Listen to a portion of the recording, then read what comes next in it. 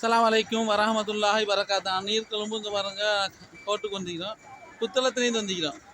புத்தளத்துலேருந்து வந்திருக்கோம். வந்து நாம் என்ன நிகழ்ச்சி பாருங்க, புத்தளத்தில் உள்ள புத்தளத்துக்குன்னு ஒரு காதி நீதிபதி ஒன்று இல்லாத காரணத்தினால நாம் பாருங்க பல சிரமத்தை மக்களை பஸ் பிடிச்சி வந்திருக்கிறோம். பஸ்ஸுக்கு வந்து 35,000 பாருங்க.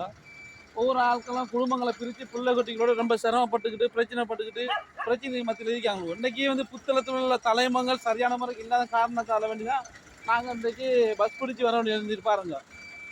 யோசிச்சு பாருங்க, ஒவ்வொரு ஆளுக்கும் பிள்ளை செலவு கட்டாத நிலை பாருங்க. அதனால தான் நான் இப்போ வீடியோ எடுக்கிறேன் பாருங்க. புத்தள மக்கள் நம்ம இல்லைன்னா ஒரு 15 பேரை கூட்டிகிட்டு வந்திருக்கிறோம் இன்றைக்கி காதி நீதிபதியை சந்திக்கிறதுக்காண்டி.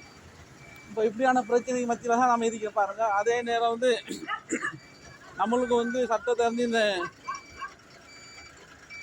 மூலமாக வந்து பாருங்க ஹதியா அப்பாஸ் அவங்களோட வந்திருக்கோம். அவங்க வந்து ஒரு சமூக சேவை தான் சொல்லலாம்.